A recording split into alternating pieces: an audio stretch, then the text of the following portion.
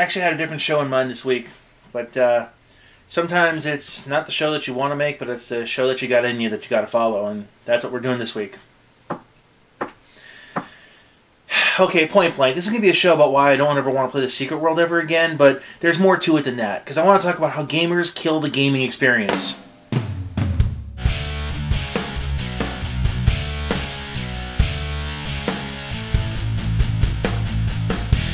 If you didn't already know, I'm a live streamer. I broadcast my gaming experiences for people to watch. Now, on one hand, it's fun for me because it's the most practical use of what I went to college for in the first place. On the other hand, well, okay, I've done some blind live streams, meaning I've gotten a new game and I played it for the first time live on the air. It's got mixed results, but enough of them have been positive that I keep doing it. The last real experiment was in Secret World. Now, I can't say I was going in completely blind, as I've had many people just gush at me about this game for a long time. I mean, it was on my radar as something interesting, but I had never got around to buying it. Finally, a viewer on my live stream sent me a copy. What happened next thoroughly ruined the game experience for me, and don't worry about spoiler alerts in this one. I never made it past the opening area. I freely admit, my mindset going in was not the greatest. I was just a wee bit snarly going into the game anyway. What happened on the live stream for the next 6 or so hours didn't help. Twitch has not saved the footage, so I don't have any of the original stuff to show you, and that's probably for the better good. But I was told what server to play on, what faction I should play for, how I should make my character build, and so on. People watching the stream would jump in and lend what they thought was a helping hand, but was basically leading me by the nose, telling me how to follow them through puzzles to get through them faster.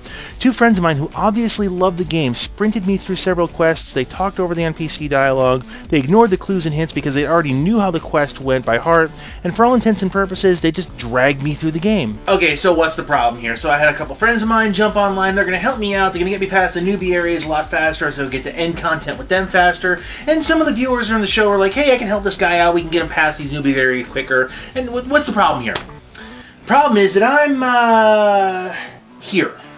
Back in the day of text-based MUDs, a paper by Richard Bartle came out entitled Hearts, Clubs, Diamonds, Spades, Players Who Suit MUDs, and in it is a chart that's now called the Bartle types.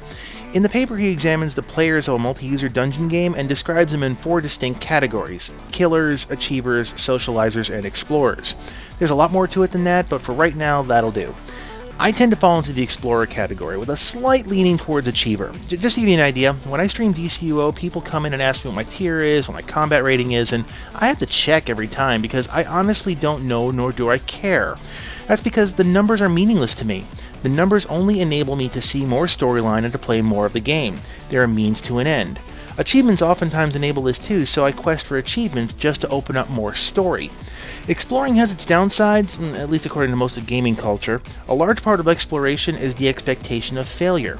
Unfortunately for me, gamer culture is hardwired to see failure as not only bad, but something akin to the Black Plague. So they'll do anything, and I mean anything, to prevent you from failing.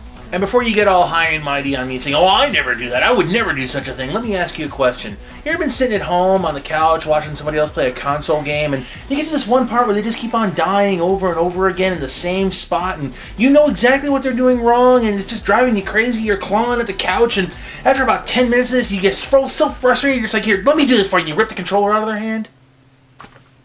Yeah.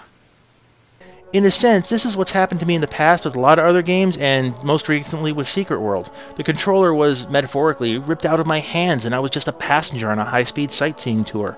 There's an old phrase that goes, you don't get a second chance to make a first impression, and my first impression about Secret World? Well, the game looks nice, but I couldn't tell you a damn thing about it. This point was driven home to me when I was invited to a raid about a week or so after my first try in Secret World, and I logged into my character and realized I didn't know how to do anything. I was being told, well, just add me as a friend, but I didn't even know how to do that. I couldn't find my way out of the area I had been deposited in. I couldn't find my weapon. I had points and stuff, and I had no idea how to spend them. After a few minutes of frustration and just being lost in this area, I just quit the game and walked away from the computer. The irony to me is that the people who love the game the most are the ones who killed it for me in the end. You see, since I was insulated from failure and I was rushed through everything, I knew nothing about the game, nothing about the storyline, nothing about the mechanics, nothing about lore. I had zero investment. I've tried to salvage something out of this situation, and it's basically this. You have to have the courage to let someone fail. You can offer advice, you can offer to help, but the moment you rip that controller out of their hands because you're frustrated, they're no longer having fun. Nothing will make a person quit a game faster than seeing someone else breeze through something they've struggled with. They'll just figure they can't do it, and they'll just quit. I think it's a combination of the echo chamber effect and geek fallacies, but it seems that gamers have a deathly fear that other people won't enjoy the same games as they do. And in gaming, failure and slow progression is seen as not having fun and being boring, so to that end, gamers seem happy to play your game for you to make sure you're having fun, regardless of your input on the matter. It also probably wouldn't hurt to accept the fact that some people don't want to play the game the same way that you do. I mean, stuff that you're wanting to sprint through and get to end content, some people want to take their time and explore and learn about what's going on. Get over it. And one of the things, since I'm still here, once somebody puts down the controller, they are done. And it doesn't matter how much begging, pleading, guilt-tripping, or playing the game for them that you do, they're not coming back, and you're not going to entice them back either. Just saying.